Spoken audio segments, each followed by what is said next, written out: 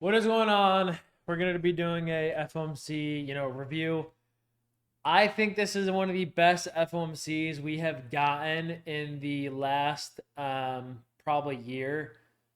This is how FOMC used to be. It's always a two-step move, and what I mean by that is if it goes one way, it'll usually go the other way and complete like a buy or sell model. Okay, so I'm just gonna review it because there's a lot to intake about this. There's a lot of potential plays you could have taken. There's some losses, there's some wins. There's so many opportunities in this leg of price action, and you did not need to catch the whole move. So starting off, let's just look at like the economical side of things. We are all expecting a 25 or 50 cut, okay? And as long as we got that, right, which is to be expected, we should expect some good movement, okay? So first things first, I actually tweeted yesterday, this is probably going to be a very good FOMC and one of the most important decisions in a while. Yeah, you can see the tweet right here. I tweeted it last night, 9:03 p.m. Shout out to 2 Degrees. He also agreed with me and I got that statement. He kind of said something too, and I'm like, yeah, you're right, because we're at all-time highs, and we're just everything's pumping right now, and I think we need a pullback or a correction or something. I don't even know. But anyways, like I came in expecting a good FOMC. Okay, now I was on stream. I was just kind of sitting here like this. I was just waiting. I was waiting and waiting. I wasn't saying much. I wasn't actually streaming. It was my analyst. So I was kind of sitting there just, listening. So I didn't signal like any of my I signaled a few plays over here, but I didn't like signal any of my plays or anything. I'm not a signal service. I hate people who join trying to get signals. A lot of people say they're not signal bots, but they are. Okay, they are. Trust me. I really want you guys to take trades and build your own conviction and stuff, because this is how you're going to be a profitable trader. And, I used to take signals and it did not help. Okay. I made money from them, but it did not help me long term. So when the FOMC candle comes out, all right, it comes out at 2 o'clock. Okay. And that's like the confirmation of, okay, what did they do? What did J-Pow do? What did the Feds decide? Are they going to cut rates? Are they not going to cut rates? And the candle comes out. Now, J-Pow starts talking at 2:30. So from 2 to like 2:25-ish, it's, fine the trade. And then you kind of got to wait a little bit. And then once J-Pow starts talking, maybe after like 10-ish minutes, it's fine the trade. Usually price, usually the chart knows before the news. Okay, so it's already priced in. Now, when we got this candle at 2 o'clock, it was a pretty good candle. I like this candle. No, I obviously talk about the data wicks, and there's a lot of subjectivity in data wicks, and we got a data wick here. And bro, just look. We form a data wick here at 2 o'clock and we go out and take it out. But what do we form at the next candle right here? Well, we form another data wick. Now you're probably like, oh, Dodgy, it's not a data wick. And you're right, it's not by definition a data wick that I will, mark as a data wick. But it's still an abnormal wick inside of a fair value gap. Now, even though it's not technically data wick, it's very close to data, and it's still a low inside of a fair value gap. So definitely, important to just know in your head. Now, if you look at ES, okay, we came up, and both on ES and NQ, look at this. If I draw a line here, okay, and NQ, I'm just gonna pull that up so you guys can see it. And then I draw a line here on ES, giant SMT. ES took all this out, NQ did not. And what else? What else made this textbook? Well, look at this high. It's a high inside of fair value gap. Okay. One of my mentorship students right now is actually only taking plays off of highs inside fair value gaps. And you want to know how he's been doing? He's almost at a 100% win rate. Okay. I think he's like up in the 90s right now, this month, which is absolutely crazy. Right? Look at this reaction in hindsight. If I see this reaction in hindsight, I don't need to know that this was going to get rejected initially. All I know is there's an SMT there, and all I see is like this candle, right? So let's say I see these 2 candles in hindsight. Actually, no, let's say these 3. Like when I see these 3 candles in hindsight, is that bullish or bearish to you? Well, it's certainly not bullish. Just look at it. This is not bullish. If you think this is bullish, it's not. if we were truly bullish, we would have blasted through this. And that's something I call the failed soup. Okay, a failed soup is when we have a high inside of a fair value gap and we blast through it. And that means what? That means I think we're going to go to like this high or, you know, this high. So eternal soup just is present here. It's not a failed soup. This clearly was a very bearish reaction. Like it very clearly was like just super bearish. And I saw we put in a 1 minute here. And at first I was like, okay, we swept the data high here. Cool. I was just kind of watching, you know, whatever. And then we got this candle. And this was a light bulb in my head. Absolute light bulb. SMT at the top. Huge reaction at the top. Bearish reaction. Could not even close above the high inside of fair value gap. Rejected this 5 minute fair value gap as well. Right here. I mean, this was just as beautiful as it gets. Okay. And we got this. The RR for me wasn't as good as it could be. I definitely fumbled the bag a little bit, and I did not hold all the way till down here. I actually was all out by here because, I don't know, we're at all-time highs. I haven't been going for huge plays recently. I honestly should have here, but yeah, I was all out before this, unfortunately. But like in hindsight, this is the play that you probably would have taken. So we got this, right? Pulls back. I was low-key a little scared here. But I wasn't, like, honestly, as a trader, you know, if I take a loss, so be it. I've taken the most loss I've ever taken in the last 2 months, so I'm kind of used to them at this point. And I was just kind of sitting like this, just watching, you know, just watching. Okay, and hard stop loss above this death candle. If we ever get a death candle, I usually leave my stop loss above the death candle, like a hard stop. And I was just kind of watching. And we just came down. I went break even here, and then I was all out here. Okay, so that's the play I took. And there was an SMT. We swept the data highs. We came into a high inside for a value gap. I mean, this just is good as it's as good as it gets, guys. Now, did I have a little FOMO when we came down here? I was like, yeah, I probably should have held a runner. But at the end of the day, like, you know, it's whatever. Now, we came into this hourly here, and this was my final condition to, like, tell me if we're going to be truly bearish.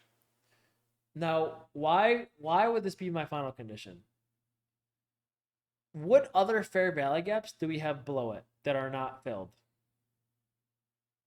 You tell me right now. What other fair value gaps do we have below it that are not filled? Nothing. Look, there's no fair value gaps. There's no unbalanced fair value gaps down here that need to be filled. This is filled. This little tiny one here is filled. Every single fair value gap is filled here. Well, why is it important? Because if we close below this, there is nothing else to bounce price until we go down to these equal lows. So, like, to me, this was the most important fair value gap that ever could have been there today, because it's like the last line of defense, I call it. Okay. So we come down and we react to it beautifully, and we actually get a very nice 30-second off it. And this was the second play that I liked. Okay, did not take this one. I try to just stick to one. But absolutely beautiful. It wasn't the most obvious in the world, but based off liquidity, based off ICT, based off of this V-shaped recovery, just like this right here. I mean, bro, tell me this is not the most bullish candle and most bullish engulfing candle off of a hourly you've ever seen in your life after a giant expansion move, or even if you're wrong, we should get a 50% retracement anyways. That's a lot to take in, but it's experience talking, okay? Right? Even if we were bearish here, we should still at least get a 50% retracement. So, like, knowing that, that's why this was, you know, a good play. Okay. You know, printed 1R, hit the 50%, you know, it probably, if I was in it, I probably would have took some off here and then got stopped the rest of break even, you know, whatever. So now what? Okay. Well, at this point, you know, I was kind of watching. I saw we inverse this 1 minute, and, you know, if you took this, I don't think this is terrible. I think this is fine. Okay. Now, it would have been a break-even trade, right? You would have get in here, and then you go break-even at the next inefficiency, which would be right here, right? You can see it's a little tiny gap here based off my model. So it would have been a break-even trade, okay, at least for me.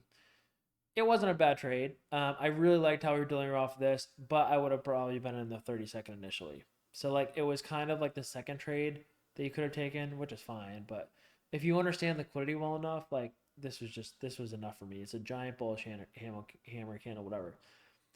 Now the third play that I really liked was this 30-second. Right when we come up, tap this giant unfilled fair value gap that you can literally see 10 feet away from your screen, all the way back here. Like, that's just obvious to me. So, like, when I see us just candle, boom, boom, just close it instantly, there's not even one single hesitation candle here. Like, I know it's at least going to be break-even trade, right? And it's A+. We delivered to the 50%. Now, in this one, I actually don't love this target. I don't love this target because, like, to me, like, this was bullish here. So, I'd probably only hold till here and then just see what happened. So I probably would have only held to there, gotten out, because, like, here's the thing. To me, this is almost protected. Like, this is going to be high resistant. So, like, I'm not going to test my luck and try to hold to a low that just had a massive just bounce inside of an hourly fair value gap. So, like, I know it looks like hindsight. I promise you it's not. I literally live stream every day, and I call this out on the just regularly. And we did end up hitting it anyways, but I still never would have held to it. I would have gone out here because it's just, this is a giant low. It's the most obvious in this leg, and it's like the low before the protected low where it's going to become high resistant, where we get off and chop like this. Okay, now this is where people got screwed, which, you know, there's already 3 winning plays before this. So if you're taking this, this is like the 4th trade. Like, this is, you're going to get screwed at some point if you're not taking any of these other textbook plays. But anyways, I took this loss on a topstep account. This was the only loss. I took like 3 wins and 1 loss. This is the only loss I took. Now I really love this setup here. I loved it here. It would have been a great setup, and we never got it. We re-manipulated down to the low, which is like, it makes this setup way worse. If you ever see like a fair value like this, and then we create a new leg of price, and then we inverse it in like another leg, it's good. Sometimes it will work, but it's not as good as it could be. It would have been better if we inversed it right at 243. So that's the first red flag. And in hindsight, I would say that's probably why I failed. And yeah, like, this was a good candle closure. It's good momentum. We had this LRLR above, and it just, you know, it just happened to lose, probably because of the reason I just said, because we're just inverse. It's just part of a whole nother leg. Okay, so, you know, I took the loss, and I was like, okay, kind of sucks, but whatever. Kept watching.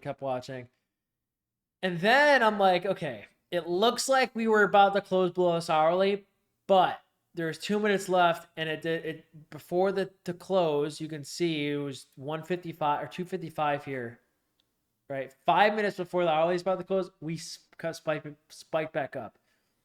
And man, I saw this momentum, and my analyst saw this momentum, and we were like, damn, like, this is bullish.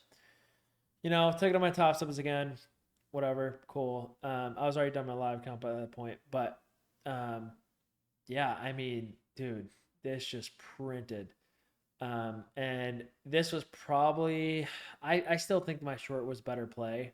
I mean, at this point, we were so close to closing into the hourly where I wasn't super confident in this. But in hindsight, this probably was the best play in FOMC. In lifetime, I think my play was still the best play, right? If you had to go in hindsight, I would say this one, but I still think mine was. But yeah, man, I mean, we never closed below the hourly yet, and this is why you got to be like careful, because we never had confirmation of bearish price action at this time yet. Like, it was 255. Everything is about time. Look at where my cursor is. What time is it? 255. Does that mean the hourly closed yet? No. So, like, there was still time for it to close above. And then when I saw this momentum, I'm like, okay, this is bullish. Then we saw this candle. And it literally just did not stop. Absolutely crazy. So, yeah, it goes to really show, like, how hard and how, you know, the 2-step FOMCs can be.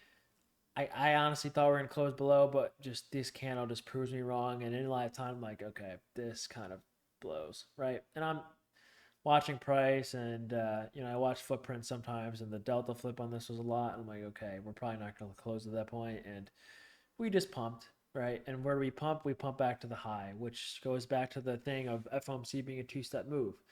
Now, is FOMC like this every FOMC? No, it honestly hasn't been this good in like a year. But this is how it used to be, and this is the FOMCs that I used to trade, and I know, and I was the best at. So, you just kind of watch price and see and capitalize it. So, now last but not least, I did take a few more. I took this long here. I liked how he swept this low inside this fair value gap right here. That just looked good to me. So I took that, got solid break even, and then I took one more thing. I took like this like momentum candle here, and I took it lightly, and then I just kind of held it till this high. It was just kind of a little chase play, but I saw this candle in the 30-second, and I saw like this 30-second here, and I'm like, okay, this is gonna go up. So just kind of for fun play, went pretty light, but yeah, man, a lot of take in. After the two-step moves completes, we just consolidate. No surprise there. Why would we keep moving after we just got a massive move? So a lot to take in, and like that's my review at FOMC. It's obviously hindsight now, so like if you don't believe me, you don't believe me. I'm not gonna try to prove you wrong or anything, but those are like my thoughts in live time as in my brain. Okay, like when I see that, that's what I'm thinking in my brain. Shout out to ICT. I mean, I learned everything from him. There's a reason I marked this early for value gap. I mean, there's the last one in the leg, so there's also an IPDA level, which I learned from ICT as well. There's a lot more than IFGs I'm looking at, and in my brain is, there's just a lot going on, man. So, in the surface level side of things, I'm showing you IFGs, but, without watching the ICT mentorship, there's a lot more that you're probably missing that I'm marking that you're like, hey, what's that? Or what's he doing? So, but yeah, that's going to be it for, FOMC review. Don't forget to use code Dodgy. There's an 8% off sale. Ends very soon. Link in the description for that. Just click the link and use my code. And yeah, if you guys want more. Oh, by the way, I am doing an Apex account giveaway right now. If you show proof of you taking this long down here in my profits channel in Discord, basically right here, I'm picking winner at 5 p.m. You can see how many of my students took this long. Like, look, this is insane. Now, what's cool is, look, this guy actually took this loss first, which I did too. And then he took the long and it was a win. Isn't that cool how you manage your risk there? Like, took the loss, cool, no sweat. Re-enters there, so it was the same conviction. Like, that's just amazing to see, dude. This guy longs here, beautiful. Long, I'm surprised some of these guys didn't take the loss, wow. But yeah, just insane, dude. So, I'm going to pick the winner at 5 p.m., but that's going to be it for now. I'll see you guys later. Peace.